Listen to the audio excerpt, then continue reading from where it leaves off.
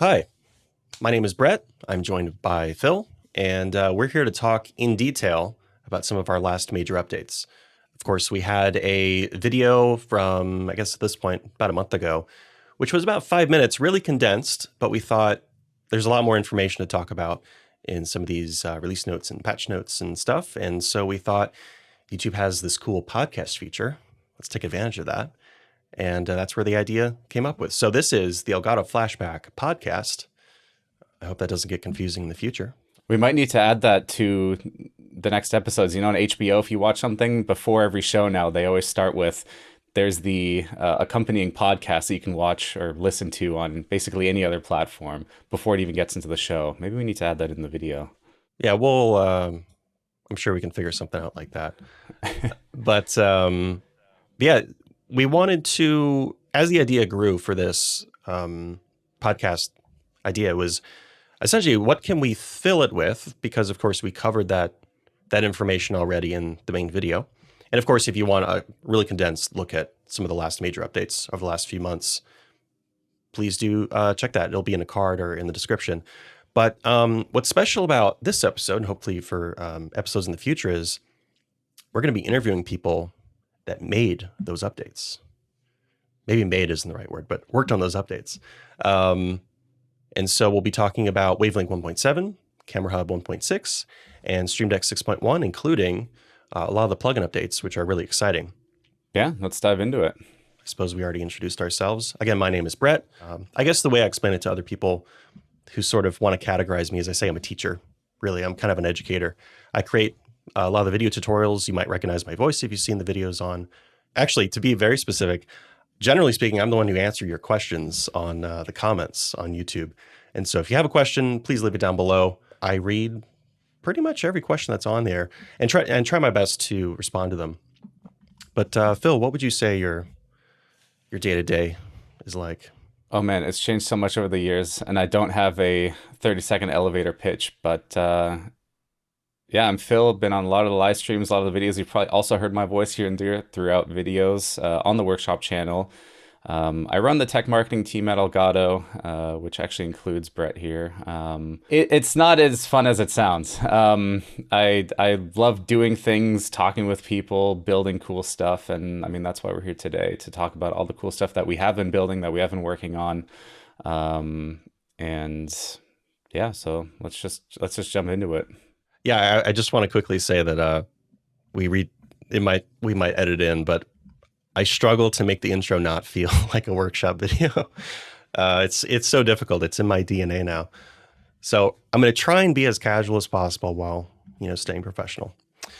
But I think since Phil's here, we can talk about Stream Deck. There was a couple of changes directly with Stream Deck, but the big news is really the plugins, especially the OBS plugin. But let's quickly talk about what was in the Stream Deck 6.1 update.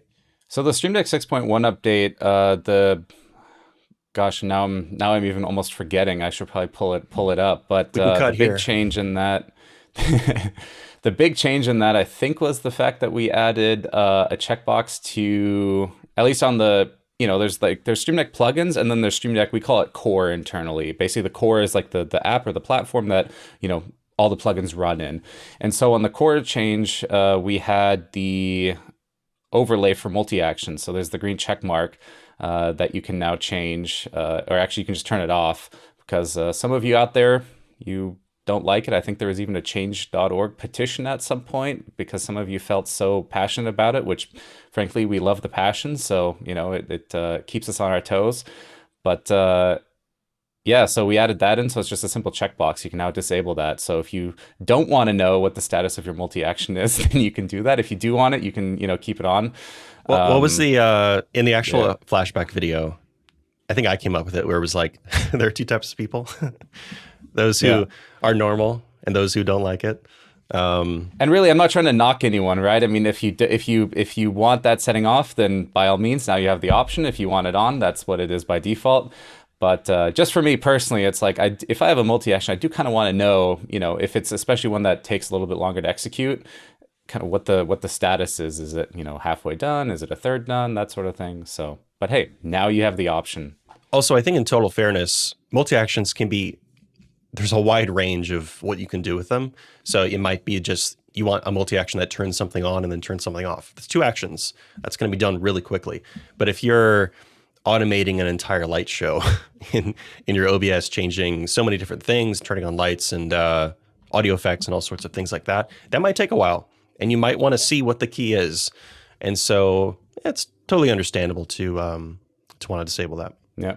So I think that was a great small change that I think people will appreciate. Yeah, we had to, interestingly enough, originally the plan was to actually include the new global font settings as well as part of the 6.1 update, but that got pushed to Stream Deck 6.2, which by the time this comes out is already out and will have been out for a number of weeks. But yeah, there's that 6.2 update, which we'll cover in a future flashback episode. Has an incredible number of quality of life changes, but today we're focusing on 6.1 and some of the other changes that came with that.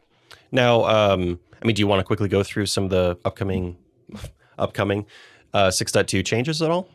Well, I mean, there's a lot to look forward to, right? And again, if you're watching this by now, you probably already have the update, but it's global font settings, which, you know, if you have, say, a regular Stream Deck with 15 keys, you've got all of those filled out, and then you've got a couple folders, profiles, right? You'll have a lot of actions. Maybe you'll have 100 or even 200 actions. And changing the title for each one of those can be quite annoying if you want to make them all the same font. And so we added a new global font setting. So you can simply go into the options or the preferences of the Stream Deck software. And, you know, if you want to make them all size 12, you know, impact font, then you can now do that at the click of a button. You can also revert it back. What's nice is if you've done any previous customization, it won't override that. So if you've gone in and basically customize certain ones that, you know, certain titles that you want in a different position, then this isn't going to override those. It's just going to affect the titles that you haven't changed at all. Right. They're sort of still assigned to that sort of default state. Exactly. Basically, what you've done manually overrides what would happen automatically, which is if you change all of them. And then there's also link action title states. And I will be flashing the release notes on screen right now. And there's open action improvements, so you can now open folders, which you always could do before, but you had to actually copy and paste the folder.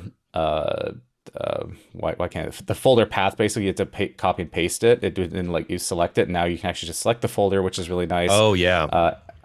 And then we yeah. Sorry, I was just gonna say before this role, I worked in support, and that's a question we would get a fair few times. And there was workarounds for it. I think you were kind of alluding to that. You sort of select the file that's in the folder and then delete that section of the URL or the file path, and it would work. But of course, it was we could have made it better, and we did. And we did, yeah. Some of this stuff is always. I can't tell you exactly why it took, you know, this long, right? I mean, obviously that's one of those things where like, well, that should be easy. You just select a folder.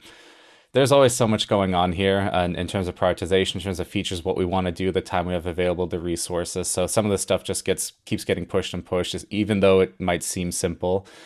Yeah, and then we added link. So I do want to stress, make your voice heard. Again, I check the comments on YouTube. I don't work on Twitter anymore, but we do have a pretty decently sized Twitter team that checks all these suggestions. So if there's something that, you know, has been kind of what's the phrase, like stone in your shoe, that's been bugging you for a while, then by all means, let us know. And there's a good chance, you know, we'll certainly do our best to investigate that. Yep. All right. So in the meantime, I actually just pulled up the 6.1 release notes to kind of refresh my memory. There was 2 more things on 6.2 that are exciting. One is the link action states or action title states. So basically, if you have a kind of an on and an off for lights, for example, you always have to enter, you know, light on and then light off separately. But now if you wanted to, for example, just have this be called lights, you just enter it once and then it sets it for both on and the off state. So you don't have to set the title both, which essentially, if you think about it, reduces the workload by like 50%, right? Because you're doing half the amount as before. So that's another really nice change. I can't remember if there's one more, but we should just probably leave that for the next episode. The close action. Oh yeah, the close action. I mean, pretty simple, right? You close a program, close a file, close whatever it might be. It's something, again, super simple, but it could be really useful. It's, you know, at the end of the day, I actually made one like this myself, which is it closes like Teams, Slack, email. Basically, it closes all the work programs that I have. And yeah, so that's Stream Deck 6.2. But again, we'll cover that in the next Flashback episode and in the podcast a little bit more in depth. And well, given what we've done in the past, we might have a dedicated video just talking about that update. And if that's already ready in time, I'll put that in the card. Yeah, got to make sure I do that on time. But yeah, the close action makes a lot of sense. Sort of keeps things in balance. We've had an open action, I think, since Stream Deck launched, and so now now you can make a multi-action switch. Open up all your apps, put on some music, and then push it again. Close everything. And we're also thinking about other improvements to the open action. Open in this case refers to a lot of things, right? You can open an application, you can open a file, you can open a folder, you can run a script, right? Like open in this case basically means it's the same thing as if you were to take your mouse and double click on something. And now that might be obvious to some, but not to others. And so we were actually thinking about like breaking it out into multiple things. So for example, you could have open action, but then you might have a start game or open game. You might have run script. Now, technically in the background, it's all more or less one and the same, just visually to you as the end user, you'll see that. And so that hopefully will get the gears turning on, oh, I can use this to launch my games, or oh, I can use this to run my scripts. Whereas just a open action is a little bit, it can be a little bit vague, right? So there's other improvements we're thinking about to this, what really is quite a simple action of just running something or doing something. Yeah, so that's exciting. Now, so tying it into that link action states, that does lead into one of the big changes for the OBS plugin to bring it back to 6.1, which is now your titles and icons for sources are now almost entirely linked. Yes, yeah. So boy, the 6.1 update was quite huge. And it was the OBS updates specifically were focused a lot on just quality of life improvements. So the two really big ones were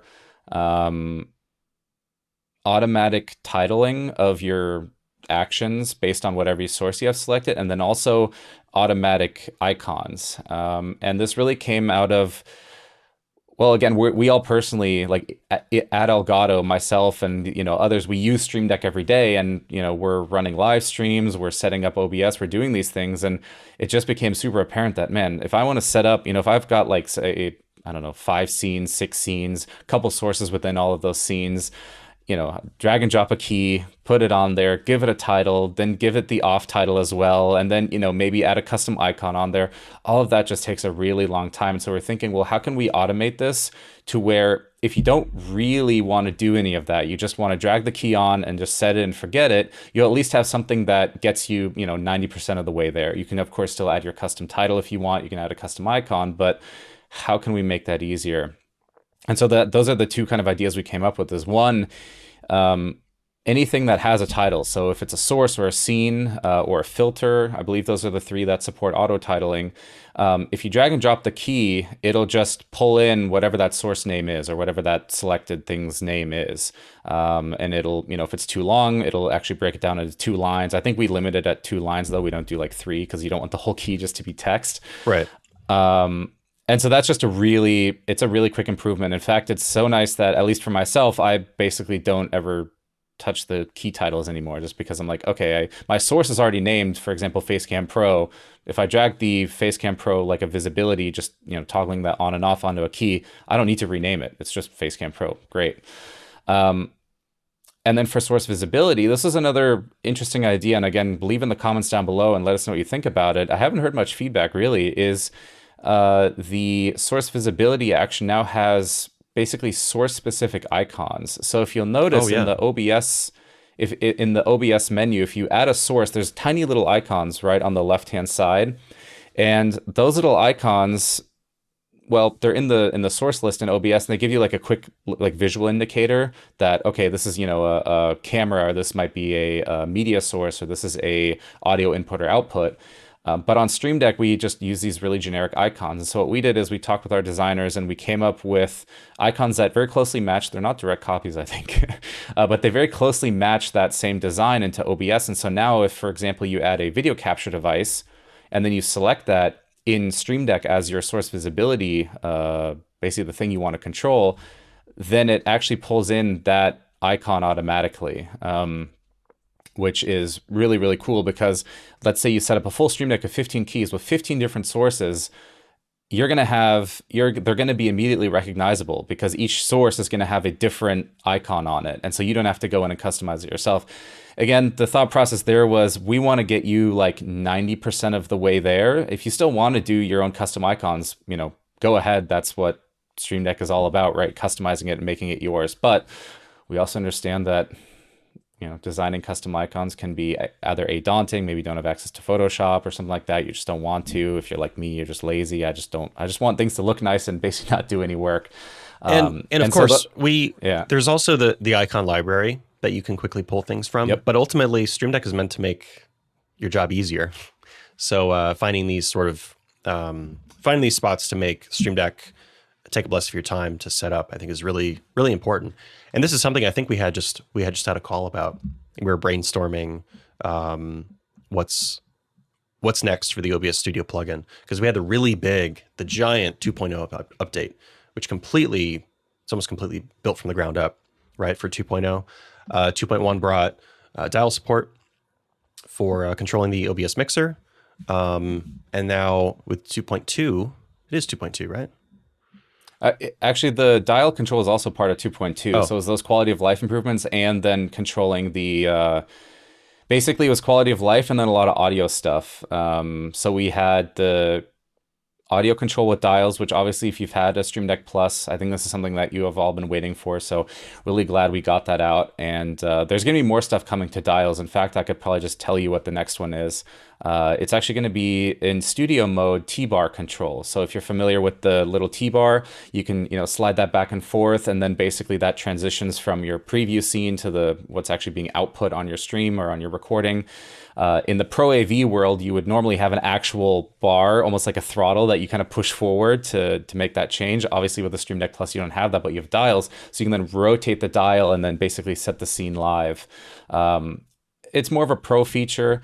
We also have other things coming even further down the line, including like source repositioning. So for example, if you wanted to basically move your camera, maybe up and to the left, what you could assign is kind of, like the X and Y position onto the dials. So you could have two dials and one of them controls basically the height and one of them controls the basically how, where on the screen it is. And it's almost like an Etch-a-Sketch. And you can use two dials, rotate them, and you're basically moving your source around to create something more dynamic. So we're adding a ton more dial actions. People are, you guys are constantly asking for more dial actions, and we're thinking about cool ways to do that. And then on the topic of audio as well, we also added the volume control. Actually, you know what? No, I think you are right. 2.1 was dials, and then with 2.2 we added key control for volume. Yeah, that's what it was. But to talk about the mixer controls, what's the actual official name? I think it's audio mixer, right? Mm-hmm. Yes, pretty simple. So if you've messed with our fabulous volume controller plugin, you'll feel pretty much right at home. Or with some of the wavelength functionality in Stream Deck, where you have the ability to set a key to set, or basically set mode. Anytime you press that key, it's going to instantly switch to that, or sort of snap to that volume level. I think it's measured in dB in OBS, but you specify a dB. Mm-hmm. Technically, it's always a negative dB, but you select that, and it will always set it to that point. So if you have, I don't know, I'm trying to think of an example where you'd use this, but if you had, say, you have someone, I don't know, coming on to a live show that you're doing, like a podcast, you could have a key which maybe instantly drops, the volume of another guest or another sound effect or something, so you can hear them. You just push that button, it instantly drops it. And actually, you can make that a multi-action switch. Push it again, brings it back up. So that's kind of the use case for that, I would say. And then you also have adjust volume, where you tap between two keys and you can adjust it up and down, and you can make those horizontal. That's not very horizontal or vertical. Yeah, the sliders was a really nice addition as well, right? Like obviously there's just plus minus, but something we introduced first with Wavelink was these, we call them like virtual faders, where across two keys you can see well, really what the audio level is, right? Because if you're at 100%, then you could see that the volume level is at the top of the slider or the fader, and then at the bottom. And it's a nice visual representation to go up and down. And again, we didn't want to leave basic keys behind when it comes to all this audio control functionality, so we added that in. I'm curious, actually, leave in the comments below if you're watching this, if you're using this action, what style do you like? Are you doing just kind of plus minus buttons, or do you use the virtual faders? I'm always a fader fan. It just looks cool, you know. It's and it's animated. Like if you push it, it'll move on the keys as you're adjusting it. And the two other functions of that audio mixer action is now push to talk and push to mute. That's pretty exciting. I mean, those are just super standard in a way, right? Like obviously toggle mute is great, but there are those situations where you just want to do a quick, you know, press, hold, and then release, or or the alternate, maybe a friend's being way too loud and you're like, oh God, you know, you press and hold the key and to temporarily mute them. You know, we can't think of every single use case, but we just want to give you guys the options to have, you know, all the control that you need. I think there's addition. Oh, go ahead. I mean, okay, I said it was exciting, but maybe for some people it's not exciting, but I think it's one of those things where, like, of course that should be included. That's kind of when I heard that. Same with the adjust volume, because I think before we just had mute originally when it was just toggle mute, yeah. Which for the longest time, I mean, since release, so like what, 5 years? Yeah, what Stream Deck was 2017. Yeah. Mm-hmm. Oh, 6 years. Okay. I think I joined like a couple months after that released, something like that. Yeah, yeah. I define my life by Stream Deck updates at this point. Oh, the next up, media source time counter, which is, okay, I'm not going to use the word exciting, but it's pretty cool. And it'll actually, when you play a media source inside of OBS, it'll show you, well, it can show you a couple things. It could show you nothing. I'm looking at the release notes. It can show you nothing, or it can show you it counting up from 0 to the full duration, or it could show it counting down. So if there's maybe you're playing, actually, I guess if you have a pre-show and you're playing a video, yep, and you're playing that, it will show you on your Stream Deck when it's going to hit 0. And then you can switch scenes, or you can introduce your show, maybe better than we did. But yeah, that's a pretty cool introduction. And along that line, in the next OBS updates, we're also looking at things like recording time and stream time on the record and the stream keys. So, you know, if you do have a key set up to start your stream, well, it would be nice to just see on the key how long you've been live. That would probably be just a checkbox that you can check. So we're just adding we're spending a lot of time thinking about what are new features, and then what are existing features that we can just improve upon with, you know, I call them little features like that, like, and really utilizing the Stream Deck as best we can, right? Because in the end, you have this really cool device in front of you that, yes, you can press a key on it, but that key is also, again, that display that can show you things. And so how do we utilize that better? So, like, my goal would be almost to get to the point where the stat window that I personally keep up all the time, I could almost replace entirely with Stream Deck keys. Like, I just don't need to keep that open. I only want to have maybe my preview, so I know that everything looks right. But all the stats, like what's my frame rate, what's my, you know, how much data have I used, am I skipping any frames, all of that can just be on my Stream Deck as like kind of a second screen experience. Mm-hmm. That's also a little teaser on what's coming next. But I wasn't going to say anything more into it. But yeah, I'm also one of those people that kind of stares at their stats window instead of my chat. Granted, no one's in my chat usually, but yeah, it's something that I would be pretty excited for. Yeah. And then let's see what else. We had the virtual camera action. Again, that's a really simple one, just toggling virtual camera on and off. It's finally in there. There's not much more to say. It's exciting. It took a little bit. Yes. And then a profile action as well. So I think we had scene collection already, but switching profile. Mm-hmm. This is quite nice just when you're, you know, let's say you have you know, you're running like different shows. Again, I think this is probably more useful if you are on different platforms, or if you are more of a provider, like let's say you're like a producer who runs different shows or something like that. You could set up a multi-action that actually like opens OBS, switches to a profile that maybe you have configured for one streaming service, and switches to a scene collection. And then you have a second multi-action that maybe switches to a different profile, you know, a different scene collection.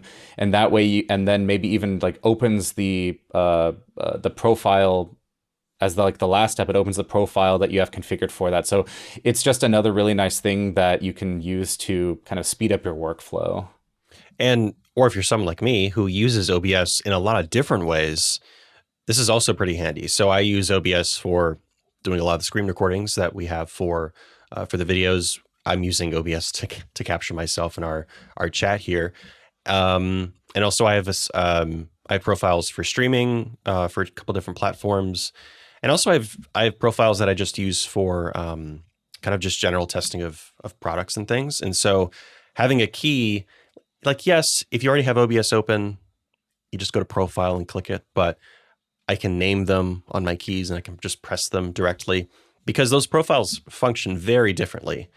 And you don't want to go in and change the settings every time. So it's good to use profiles, good to use different scene collections. Don't just have one scene collection where you change everything. You need to upgrade to organizing with scene collections. And the new profile action is definitely handy. And I think that, we've already talked about, let's see, the auto titling and the icons. We also just renamed preview.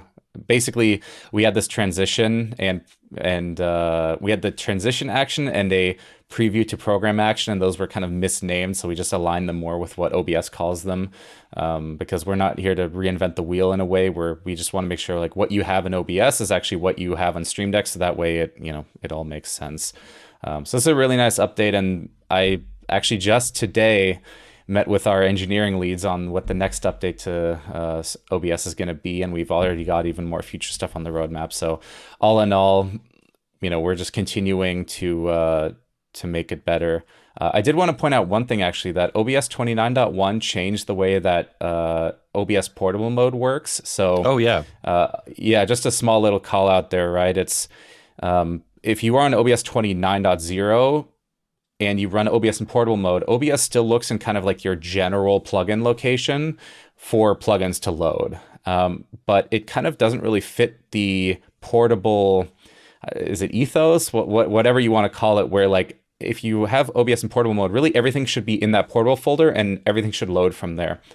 So OBS changed that with OBS 29. Now, what that means though is that if you had Stream Deck installed and you now run OBS in 29.1, you will, like the Stream Deck plugin just won't load because OBS isn't pulling it from like your global location anymore. It's pulling it from inside the portable folder. So what you need to do is you actually need to go in, and we now have a written FAQ, maybe that can come up on screen while we're talking here, but we have a written guide on basically how to find the OBS plugin, copy it, and then paste it into your portable folder.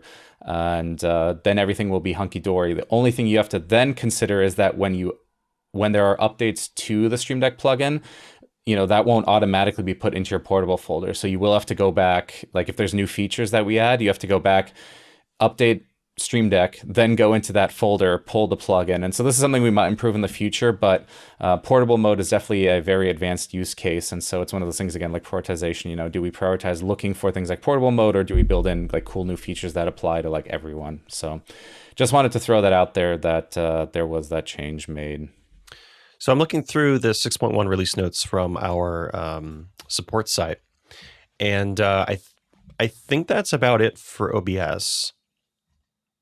That's all I see. Yeah, the 6.1 update was interesting too in a way because it was actually the one that we pushed out to everyone. So we had 6.0, we had 6.02, 6.03, and those were always manual updates. So unless you didn't actually check for updates, you wouldn't get them. 6.1 was the big one, which is why the release notes for that one are actually really long, because we just rehashed everything that anyone coming from Stream Deck 5.3 might have missed. But I think we have the Twitch plugin that we can talk about next, yeah, sorry, right? that was all for OBS. I don't know if I clarified that. But yeah, the Twitch plugin 1.8 does have some pretty exciting changes. Say exciting. Say the words. I need a thesaurus in my brain. Yeah, it's just adding more features that are kind of important, and in some ways it plays catch up, right? So we added shield mode, which Twitch just recently added. It's a shield mode toggle. So if you configure shield mode in your Twitch dashboard, you press this key and now toggles it on and off. Obviously, the existence of shield mode is, unfortunate, the fact that something like that has to exist, to prevent hate raids, but nothing is more important than having that available at the, in millisecond, like split time. So having that on a key is really nice. And, we just added that in there. So that's great. Yep. And then the stream marker, or actually yeah, the stream marker got an update as well. And that one is actually pretty nice. So basically before, a stream marker, you know, when you go into your VOD after you're done streaming, you'll just see a bunch of markers in there, right? But Twitch has this ability to actually name the markers. And so what we did is in the marker action, you can now enter a custom description. So you could do something like, I don't know, let's say you're playing Elden Ring and you want to count the amount of times that you've died, or you want to make like a highlight reel that you upload to YouTube later of every time you defeat a boss. Well, it can be kind of annoying to remember like what time in the broadcast did I do that. And so what you can do with these stream markers is you could set up a marker for, you know, I died, and then another marker for like defeated boss, and then another marker for, I don't know, something funny happened. And then you just tap that key, and now you have a marker in your Twitch VOD with that exact same like text on there. And then you can just go through and, okay, this was that moment, this was that moment. And so if you just set yourself up, I don't know, 2, 3, 4, you know, however many you want, you can have different markers. You can put them in a folder.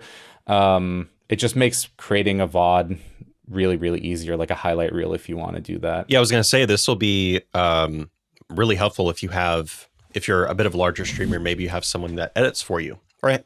Even if you edit for yourself, I guess I should say, like these are sort of notes that you can go in, and instead of, and I'm sure your stream is extremely entertaining, but you might not want to rewatch 8 hours to figure out where those moments are. And so with this, you can really easily go in directly to where those moments happen.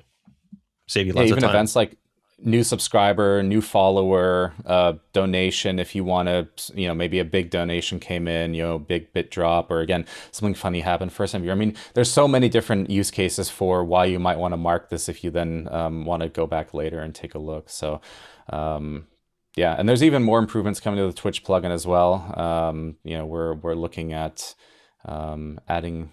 adding even more stuff in there. One change that is coming, and so I didn't know this, right? So for a little bit of context, the Twitch plugin was one of our first plugins available for Stream Deck, and the original person who built it actually isn't at Elgato anymore, and so I've taken it over, and someone was reporting that the viewer action didn't work. I was thinking like, okay, the viewer action, I mean, everything seemed fine. It turns out that, and this was somewhat of a platform limitation from Twitch back in the day, but it turns out the viewer action didn't work automatically. You had to actually tap on it. So when you added it to a key, you had to tap on it, and then it started like basically polling and checking for, you know, how many viewers you have. Obviously that's not great, and we never gave a hint about it in the property inspector. So it, you know, myself, and I would assume most of you guys out there, probably thought you just drag it onto a key and just whenever you're live, it just shows up. Well, that didn't happen, right? And so then you would think, well, okay, is it broken? Like, is the count not working? Am I not live? Like, basically, it's just not working. Right. So what we're doing in the next update to the Twitch plugin is we're actually making it automatic. So now if you drag the action onto a key, you don't have to do anything. You just leave it there. The plugin will now check when you're live, and when it figures out that you're live, it will now then show your view count or your viewers. So small little improvement there. Hopefully, you know, basically I apologize to anyone who thought that was just completely broken and not working over all these years. It's just a little quirk. A five or almost 6 year apology. Yep. That is something that I guess for myself, like, yeah, when I stream I get, I don't know, 5 viewers, something like that. But there are times where it's 0 and it's like I'm not tapping on a key, but I'm saying like tap on the meter to make sure it's actually working. Oh my gosh, it's like an old electronic, like a VU display or something, like tick, tick, tick, is this thing on? Or like a gas counter, you know, in a car? Yeah, with the dial and like it's stuck or something. That'd be great. Those are usually like movie tropes where they're always like, oh, this Geiger counter for this radioactivity thing isn't working. Oh, and then boom, it shoots up to like, you know, 200. And yeah, is this pressure gauge working? Oh wait, it's 5,000 PSI. So I'm looking a bit more through the 6.1 update, and you might correct me here, but it looks like this also added native Apple Silicon support for Stream Deck? I think so. That was one of the updates, yeah. I don't remember if that was 6.1 specifically or like 6.02 or 03, but either way, that, you know, that was one of the big changes coming from Stream Deck 5 to 3.6.1 was native Apple Silicon. Okay. Which, you know, it's just nice it's exciting. It's nice from a standpoint of just, you know, platform compatibility. Obviously, we want to be first-class citizens on both Windows and Mac OS. And part of that is, you know, supporting Apple Silicon and not running through the translation layer.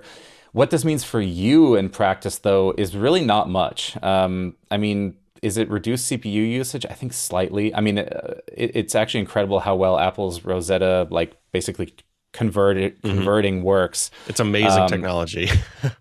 It really is. I think sometimes that's kind of stuff goes underappreciated.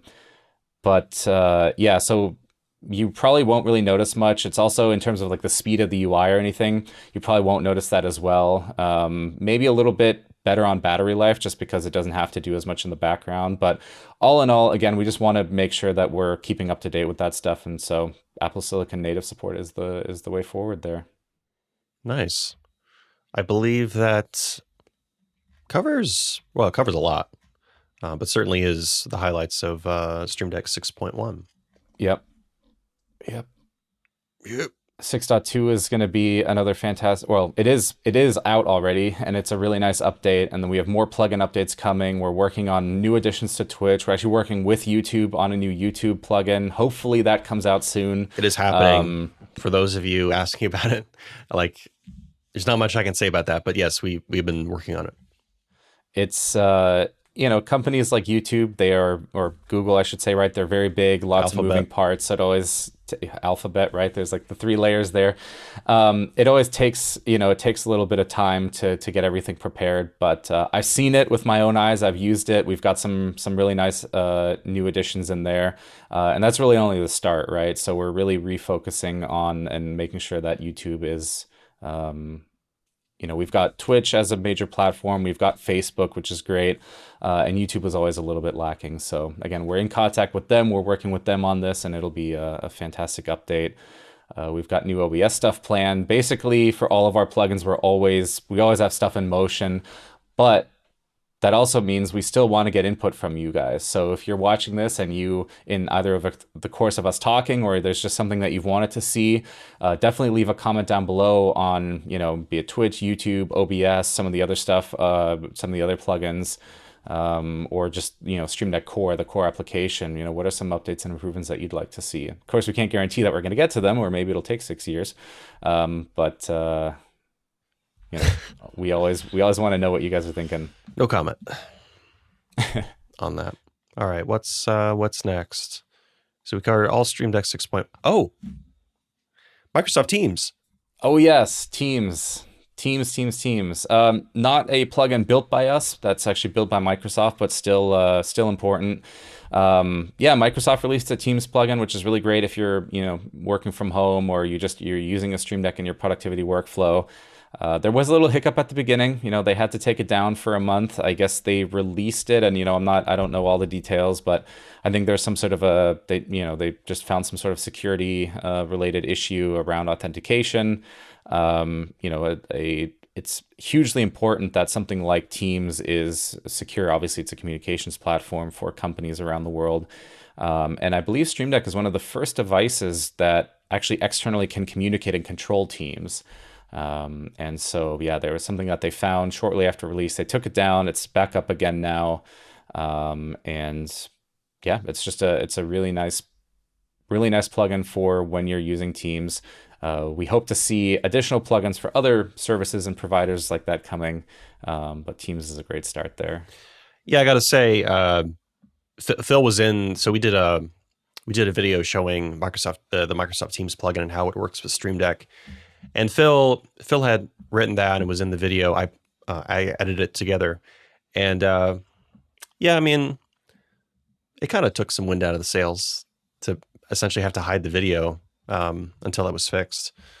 It's always a shame. It's never fun, right? It always sucks because you put so much effort into these things, and then like, hey, we have to take it down, and then folks are asking, where is it? I just saw it and it was gone, and yada yada yada. I mean, just from you never want to see it, but obviously we had to. I mean, it's Microsoft's plugin. If they discovered something that could have serious ramifications, we have to take it down.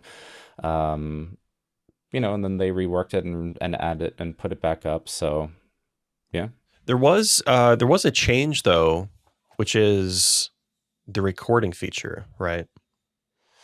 Yeah, and I don't know why they removed that. And maybe they'll add it back. Who knows? I do know that they are continuously working on the plugin still. In fact, the reception to the plugin has been so great, like even internally, that they were a little bit surprised by it. And so I think they're throwing even more resources behind it now, which is really fantastic. I mean, it's really nice to see that a company as big as Microsoft is now interested in Stream Deck. So, yeah. So just wanted to just to describe, like, if I don't know if you're a big Elgato Workshop fan, thank you. But you'll notice that we did change the thumbnail to hide the recording feature, but we can't edit the button out of the video. So the video will remain. Maybe in the future we'll make a new one if there's a really big update. But for now, the recording button remains in the video for the record. Yep. And that's all I have listed for Stream Deck 6.1 for discussion. Still quite a bit though. And now we can move on. All right, and next up, we're talking Camera Hub, specifically the Camera Hub 1.6 update. To join us, I have Thomas, who is, I believe, Director of Desktop Software, to talk a little bit more about that. Hi, Brett. Yeah, that's right. My name is Thomas, and I'm located in one of the Elgato offices in Germany. I'm with the company for over 10 years now, and I'm in charge of the desktop software development teams. That means our desktop software for audio, video, lights, and Stream Deck products. But at the same time, I'm also the product owner of our video software products, meaning capture and cameras. Game capture is the software everything started with. The successor is 4K capture utility, and for our cameras, we have the Camera Hub software. So those are currently the two main software products that I'm in charge of. Awesome. So with Camera Hub 1.6, the big change with that is you can now do video backgrounds. Is that right? Yeah, exactly. We have a great partnership with NVIDIA for quite some time already. So our developers are working closely. And last year, we released Camera Hub with support for backgrounds. So we use the NVIDIA technology for background segmentation. So if you have a NVIDIA RTX 2060 or better graphics card, then we can use that to segment the person from the background and then do things like the background blur. And we had static backgrounds with the initial release last year. And now with Camera Hub 1.6, we added the ability to also have video backgrounds, which allows you to have an even more professional look in your backgrounds. So that's a great experience now. With the previous update we had where you could change out your background or blur it, which is pretty common if you have a messy background. I cleaned up a little bit beforehand. But with the static backgrounds, you could get, a pretty nice looking background. It does a really good job around detail, even wires on headphones, if you're not moved on to wireless by now. But with video backgrounds, you can create almost like a scene. With some of the backgrounds we have included, it's there's a vibe going on. I'll say that in some of the examples that we show on screen. Yeah, exactly. It's really next level. It's looking really great, and a big update to the static backgrounds. And so just to get people up to speed, you mentioned it a little bit, but in order to use this, you do need an NVIDIA RTX GPU. So that's, I believe, technically an RTX 2060 or newer. So 3050, 3060, 3070, 4070 now, I guess. All those will do a great job. And it's not just with Camera Hub. Of course, we have other products that use other NVIDIA technologies like NVIDIA encoding, which uses the GPU to encode your video in 4K caps utility, with Wavelink, with our NVIDIA Broadcast VST, which of course we'll have up in the corner with a card or in the description if you want to learn more about that. But those GPUs have a lot of potential for what they can do for your creative outlet. So with these video backgrounds, obviously there are some that are included with the 1.6 update, but is it possible to create our own? Absolutely.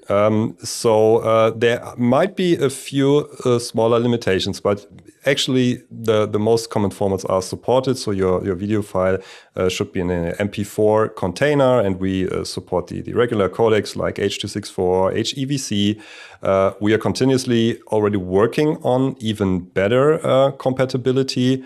But we are also always listening to our customers. So whenever you have any video that is not working, let us know. We will take a look. And as I said, we continuously make the compatibility even better. So expect most of the videos you would like to use as video backgrounds in Camera Hub will work. Cool. Awesome. And of course, we'll link to some information down in the description if you'd like to learn more about what's supported. And I suppose next is we can check out how this looks. All right, and here's a demonstration of how it looks in use. So inside of Camera Hub, go to your Effects tab, and then you'll see a new icon on these little backgrounds with the little film camera. And that's to say that it's a video background. Now, of course, you still have blur, as you can see right there. Now, if we go to one of the video backgrounds, you'll see some things floating around in the background in the air. Here's a little coffee shop. And the backgrounds aren't too distracting. It's really subtle movement. So I don't think you'll really have to worry about, distracting your coworkers on Zoom or Teams if you happen to be doing a video interview like I'm doing.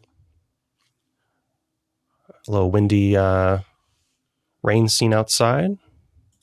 Very, very cozy feeling in these.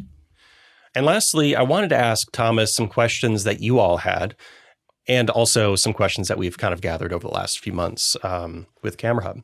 And that is, when can I use these features on my AMD GPU? Why NVIDIA only? And this is a really great question. And the answer is pretty simple. Yeah, that's actually a good question. And actually, I cannot even answer it because AMD needs to answer it. Because it's not only about a powerful GPU, and the NVIDIA RTX GPUs, they are powerful. AMD certainly also has powerful GPUs. But what makes it work here is actually the AI video effects SDK from NVIDIA. This is the SDK that we use to implement the background segmentation, and that allows us to then do the background blur and background replacement. So it's actually on AMD to provide an SDK like that, and then the technology would be there to do it as well. And this isn't to call anyone out, but NVIDIA just does a really good job of providing these SDKs and these tools to make it really easy to implement. And so really, I suppose there's a possibility that it could be done without that help, but really AMD needs to put the time in to generate these tools that enable easy implementation. It's sort of as simple as that. Yeah, exactly. It would be challenging to do that today with AMD. And NVIDIA not only provides the tools, but it's also the technology, the training of the AI that is required to do that properly. And we are seeing really great results with that. So AMD is making some progress when it comes to creating these tools. Just, I think at this point, it's probably a matter of time until they come up with that. Yeah, we will always follow the latest technology there. And whenever there's an opportunity, we'll definitely look into it. Next up, can we have 4K resolution with the Elgato virtual camera through Camera Hub? Also a very good question. So we are always working on performance improvements. Specifically here, I mean, the Elgato virtual camera is the piece that connects Camera Hub with other applications. So that you always have the same user experience to control your video backgrounds. The thing here is that sometimes you need to transfer memory from the CPU to the GPU, and that can be easily the performance bottleneck. And that's what we cannot always avoid, and need to continuously work on performance improvements, what we're doing and looking into it. So yes, you can expect at some point we will have 4K support, which absolutely makes sense with the Facecam Pro, which provides the 4K, also Camlink 4K with your DSLR camera. So yes, that's on the roadmap, but I cannot share an estimated date as of today. That's all right. I don't blame you. But yeah, we are actually filming this on Facecam Pro. 4K, 60 FPS. All right, and next up, this update made Camera Hub native on Apple Silicon. What does that mean? And what was it before if it wasn't native on Apple Silicon? So that basically means it was before it was a different instruction set. So the x86-64. And now with the ARM processors from Apple, the Apple Silicon M1 and M2, when you run an application that has the, let's say the old instruction set, then the first thing that needs to happen is the code needs to be translated for the ARM technology. And that is not ideal in terms of performance, because native code, which is now being used in Camera Hub since 1.6, is better in terms of performance compared to code that gets translated. And you also see more and more apps are transitioning to native Apple Silicon support.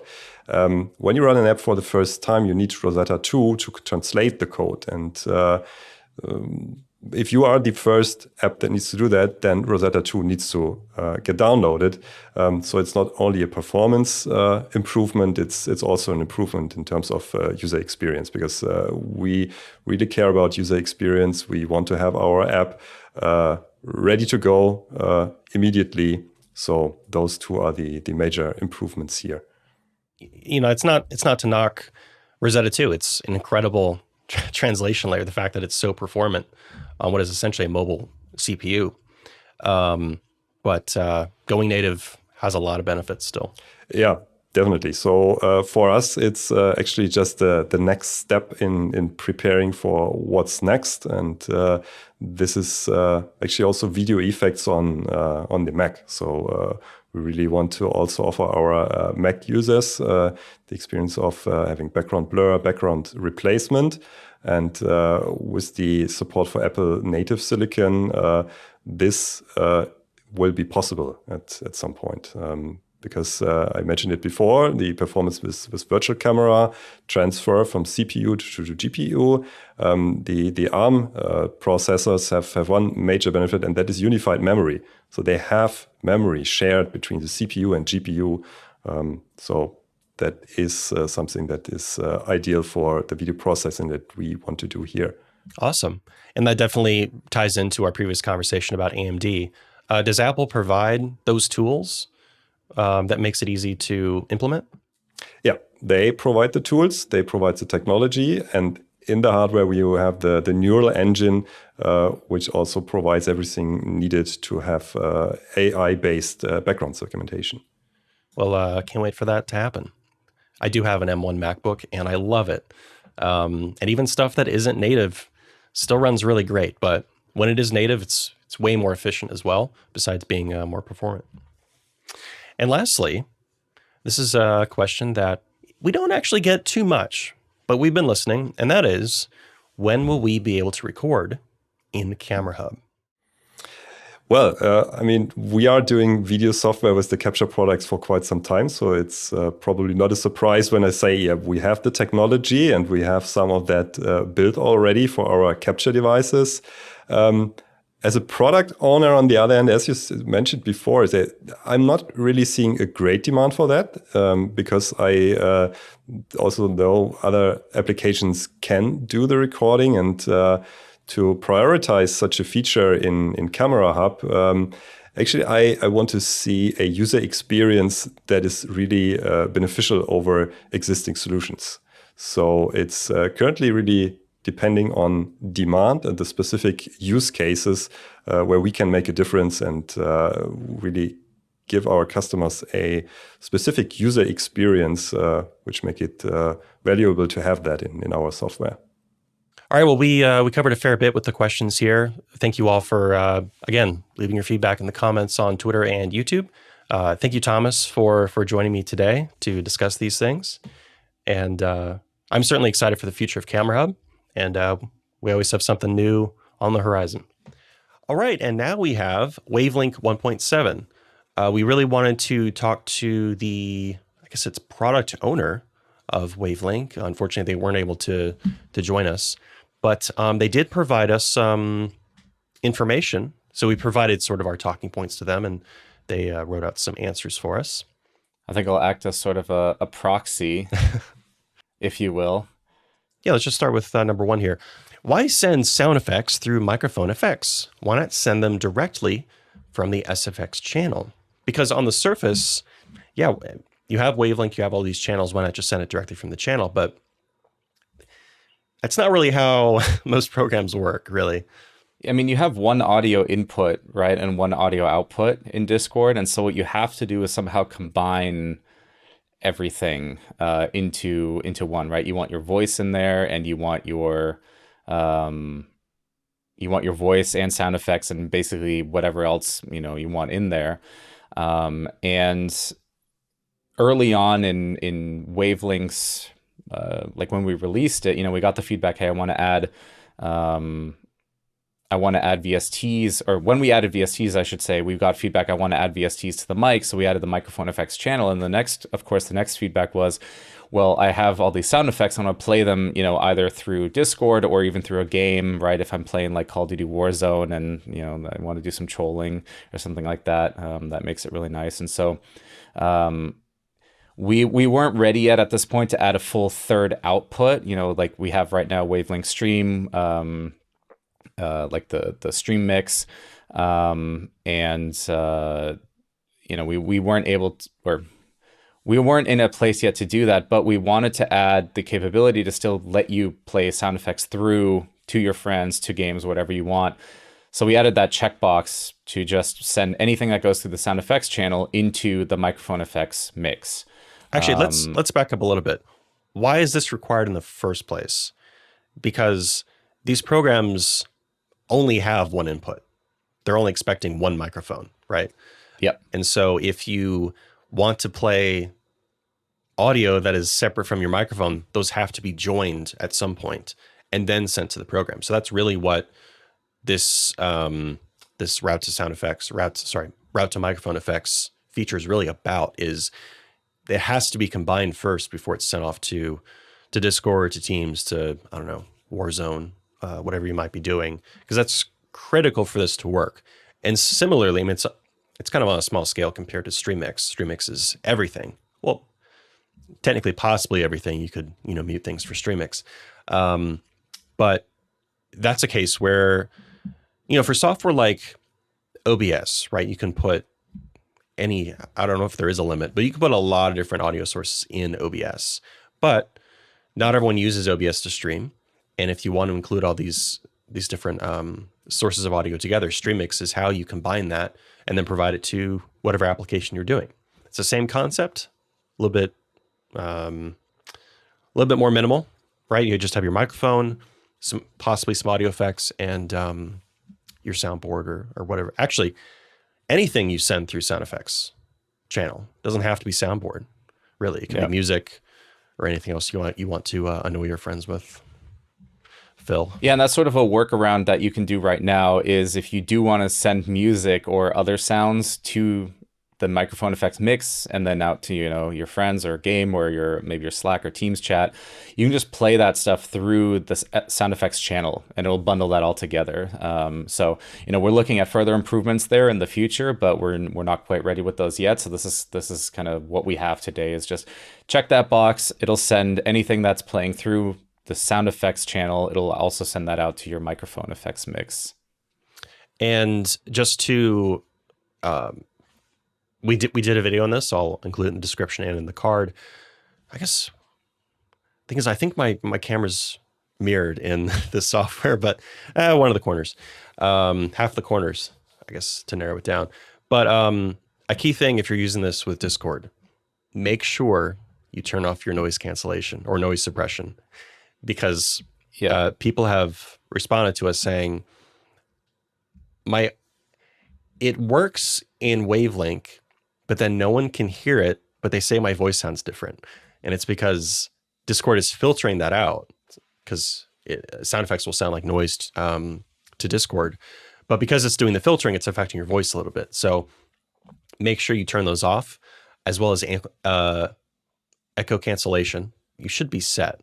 I wish Discord almost had like a pro audio mode where it just disables all the processing. I think Zoom added that. They have like a music mode, where it just has no processing at all. I think Teams added something like that recently, or they let you control the severity or the strength of the suppression.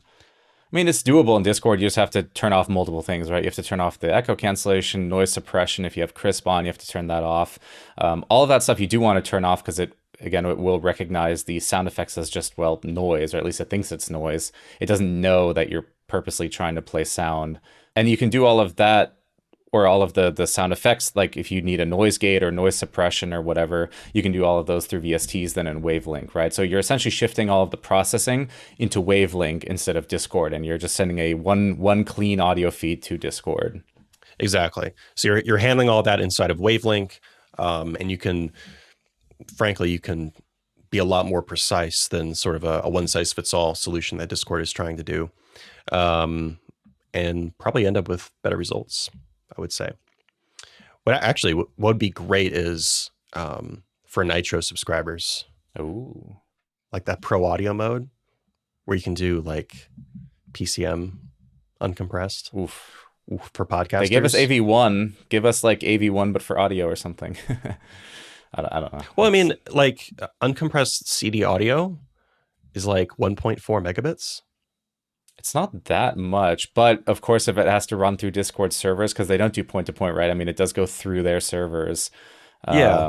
So that adds bandwidth. And then if everyone's doing that, they probably would have to add more caps too, like maybe only a limit of 4 people in a channel, right? Sure, but not everyone's doing it. It's the people paying, 100 something a year. You hear that, Discord? Add a podcast mode. Send us like the highest quality unprocessed audio possible. I'll take my check, As a slight tangent, I got to say, I was skeptical of Discord back in 2015 when I signed up, but it's my favorite voice chat program. I use it constantly, right? And like every time I use it, I'm like, I wish other apps were as good as this. It's just so good. Have they actually ever, on that topic, have they ever switched their audio codec, or has it always been Opus, like 64 kilobit by default? Because you can do up to 96, right, if you want to, but I'm pretty sure it's always been like Opus Voice. I think you can go over 90. Well, if you have server boosters, you can increase the bitrate even more. Oh. I think they might have had something besides Opus like in 2016 or something, and then they switched to that. Mm-hmm. But yeah, just got to share my love of Discord's voice quality. Like if you have a good mic in Discord, even without this sort of fake pro audio mode that we're talking about, you come through really good, such as with the Awake GX, Oh, and actually on that note though, I was, one thing to keep in mind, if you do have sound effects or music playing in Discord, the mic input into Discord is, and I always mess it up, it's mono, not mono. What? Is it mono? Who says mono? Or is it... I don't know, MONO, mono, whatever. It's okay. It's mono, right? And so if you have something that like is on the left side or right side, it's just going to come in as, it's going to basically be down mixed into one. So if you're trying to do some, again, like left side, right side trolling, or again, music, right? It's going to sound a little bit different because it does get down mixed. Mm-hmm. And so I think for most sound effects, it's probably not that big of a deal, but there are some like, what was the other day? There was like a knocking sound effect. Yeah. It was like, it sounded like someone was knocking on your walls or something. So that one would definitely lose a little of its luster when going through the microphone input into Discord. Next up is adjusting the volume on the SFX. I say SFX, but sound effects channel doesn't change my soundboard audio. Is that normal? It's normal in the sense that that's how Wavelink has it implemented. In a way, I would even say it's actually probably a good thing, because you want to control. How do I put this? With audio, you generally don't want to touch the audio in too many places, right? Like you kind of want your audio chain to generally all be like at the same level. And so you might as well just adjust it at its source, which could be, wherever it's playing back from. Like, for example, if you're using Stream Deck, just make sure your sound effect isn't too loud in there, and then adjust it in Stream Deck. Or if you're using a different soundboard, just add it in there, adjust it, and then you just leave the sound effect at 100% in Wavelink, and then you're kind of good to go there. It's So it's partially that. It's also partially because of the way it's implemented. It's like a technical thing. In technically you can adjust it, but you have to go into the Windows audio settings, and it's just like it's pretty buried in there. You probably don't want to do that.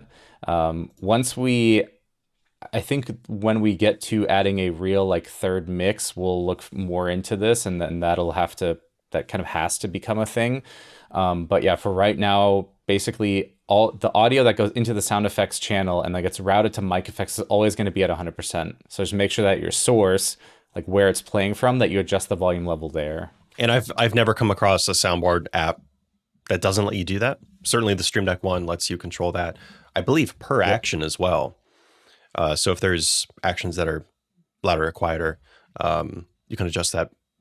I do believe, though, as a little pro tip, I do believe VSTs work on it, though, right? So if you add a compressor or a limiter, you do at least limit the volume that way. So I think this is it's kind of a workaround, but also a pro tip, because what's super annoying is if you have a sound effect that's extremely loud, you know, and basically people on the other end aren't expecting it. It's too loud, it blows out their ears.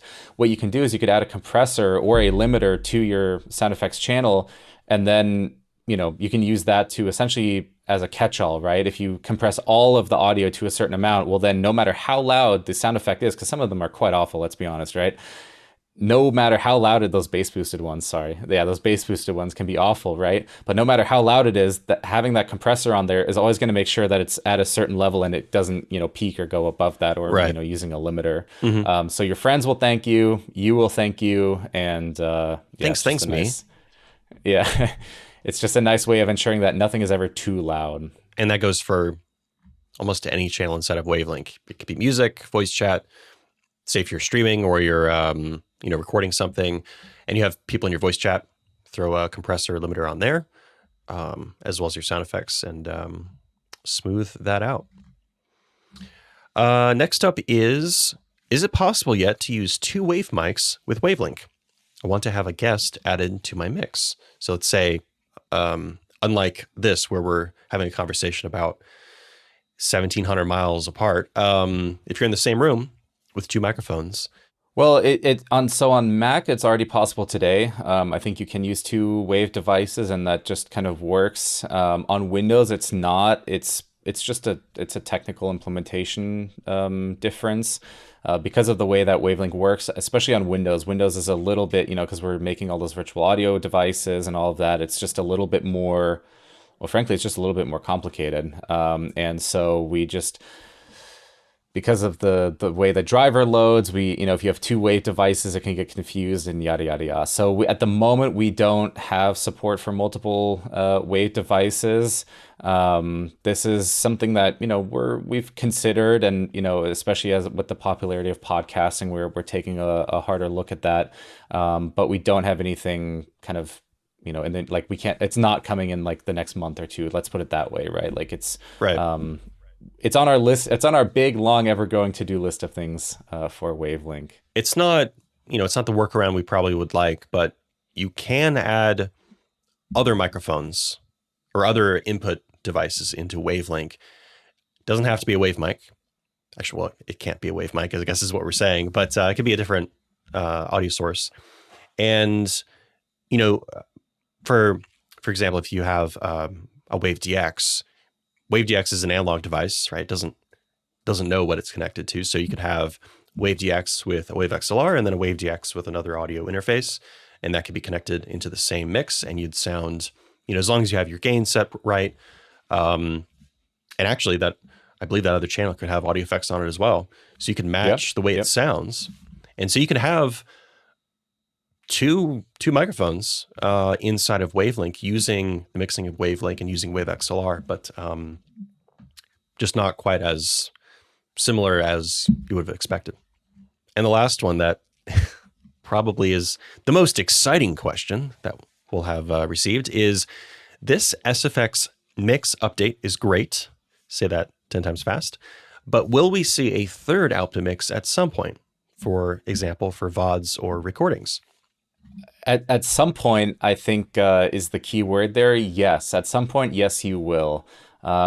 What kind of sets Wavelink apart from other programs is in how it works in terms of presenting information, basically keeping it simple, right? One of the key things we want to do is keep it as simple and as easy to understand while still being powerful. And that simply means we put a lot of time into thinking about, okay, if you have these multiple mixes and you have multiple inputs, multiple outputs, you want to control them all separately, and you want, you have things going on, how do we make that in such a way that it still makes sense to you? And it's really quite like easy to understand. I mean, let's be honest, the wavelength is complicated already as it is, but we keep it as easy as possible and not just overloading you. Because sure, we could just throw in a third mix, heck, we could throw in a fourth mix and just start putting, instead of just 2 volume per input, you now have like 4, right? 1 for every mix or something crazy like that. But at that point, it kind of defeats the purpose of what Wavelink is trying to be. So we are basically we're working on a third mix, and we have some ideas on how to implement that. We're just not quite ready to put that out there quite yet, because we haven't found a solution that we're really happy with. There's some other ongoing discussions around Wavelink UI and really improving that and making that better. And so this third mix kind of is a part of that conversation. And I also in some of the internal discussions back when MicrophoneFX first came out, like you were mentioning earlier, people wanted a third output mix just for their microphone and effects, and the MicrophoneFX mix sort of solved that for a lot of people. And I think the same is true for the route to MicrophoneFX function. And so we're getting pretty close to probably 95% of the use cases. The third output mix is still something that we've heard a lot of feedback about, and we're working on it. But I think we've since Wavelink's inception, is that the right word? Since Wavelink launched, we've gotten closer and closer to sort of covering as many use cases as possible, I would say. Yeah. All right. Well, that's all we have for Wavelink. I think that covers everything in this Flashback episode, doesn't it? We didn't actually talk about what was new. Did we? Well, the big thing was just that checkbox to send the sound effects mix to the MicrophoneFX mix. I think there might have been 1 or 2 more smaller things, but I think that was the big new change. So, automatic default device selection. This is a big one. Another one of those quality of life changes. Yeah, that's a really nice one. I mean, I don't personally use speakers, so I usually just have my headset on. But I think, Brett, you switch between speakers and headphones every now and then, right? So I have, because I have a nice set of bookshelf speakers. And so, when I'm editing, I'll use headphones. But whenever I'm listening to music or listening to the final version of the video, I will switch to speakers, mostly because things just sound different on speakers. The whole space takes on a different feel. And so, just being able to push, But this is just, you leave Wavelink on your default device, and then you don't have to like worry again, like, oh, was it on the headset? It doesn't matter. It's just whatever is in Windows. Or if you connect like a controller and it's using the headset port on that, or you connect new headphones, or, it's just a nice little, it follows you around basically instead of right sticking. I was getting that confused. When was that that was a Wavelink plugin change, I think. The output thing was a Wavelink plugin change. Yeah, this itself was just an actual Wavelink change. I switch between speakers and headphones a lot. I happen to use the ability to switch between it through a Stream Deck key a lot, which is actually you're changing the monitor output in Wavelink. It's really nice feature, especially if you have like headphones that actually disconnect and connect, because Windows is smart enough at this point to kind of, if you have a device selected, like let's say headphones, you unplug them because I don't know, you're going somewhere else, and then you replug them back in, it'll switch back. Obviously within Wavelink, before this update, it would then switch off of or not even kind of work right anymore. And so now if you just have this default selected, whatever Windows is outputting to, Wavelength outputs to. So now if you walk away from your computer and I don't know, the sound is going through your speakers, if you connect your headset again, you plug it in, Windows switches to your headphones, now Wavelength is playing through your headphones. So really it's a quality of life update to where you don't need to do anything anymore. It's just kind of, hey, whatever Windows is outputting to, Wavelength outputs to. So it just makes it nice and simple. And this is actually a bug fix for Mac. And this is something that I had noticed when I started testing it on Mac. And that is the AU audio effect. The AU, they're not VSTs, but basically the Apple audio unit effects that are built into Mac OS. Those would have some of the effects at the bottom cut off. That is now fixed. So you can see all of the settings available for that audio effect. And that was something I think we got a couple questions on YouTube about, people asking about that. So, and that was something that I, going back to that, I read your comments when I say, hey, I'm forwarding this to our team. This was something I forwarded, and hey, that got fixed. And I think that covers it for Wavelength 1.7. Of course, that we're also working on more cool updates to Wavelength as well. So yeah, just stay tuned for more awesome stuff coming down the pipe there, including new VST updates as well. Yes. Can't say exactly yet what we're doing, but we've got some really nice updates planned there.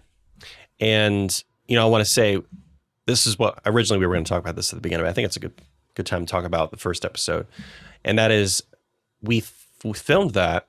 A lot of these updates came out in March, I believe. And we filmed that I think it was mid-March.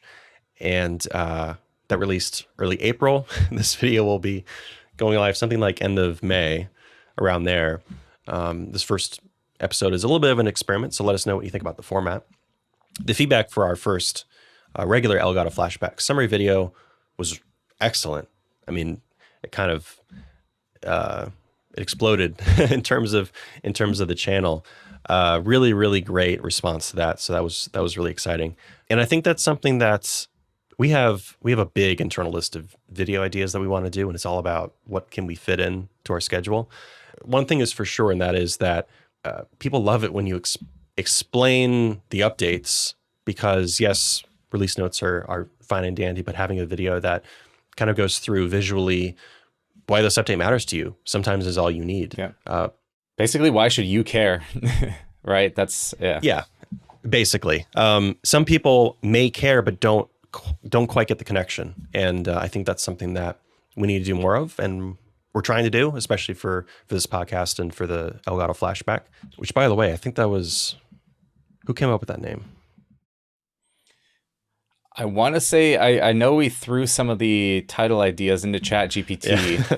I didn't want to give it credit necessarily, but I think, didn't it use the word flashback, and then and we weren't happy with that, but then that kind of triggered that, oh yeah, we had this feature. I mean, we still have this feature in 4K capture utility called Flashback, and it was a longer title, and then someone in the office had basically cut it. What if we just called it Elgato Flashback? I was like, that's it. That's right there. And I think this could also expand. I mean, we're going to obviously try to get more of the internal teams if they want to, right? I mean, it's obviously up to them if they want to join on here, but we'll try to get them on here, and maybe even some other special guests, including someone like, our general manager, if there's something that we want to discuss with him, or even other members of the team. I mean, we can take this in some pretty cool directions. So be on the lookout for more episodes of this. Because of the timing of this is coming out much later than we would like for this piece of information. That's why we started talking about Stream Deck 6.2, which again I think is out by the time you watch this.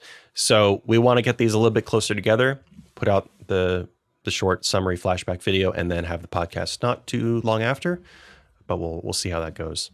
Ideally, it's like the same day, right? It's like, hey, you watch the Flashback video. If you want to go more in depth, here's the official accompanying podcast or longer episode that goes into everything. It's not so much a lot of work. It's just scheduling it and trying to combine everything together in the right, not the right order, but there's a lot of moving parts for something like this. I have a lot of respect for podcasters. I'll say that. Be sure to subscribe and check the description for links to all the topics and release notes and patches and videos we talked about. And we will catch you all later. Bye, everyone.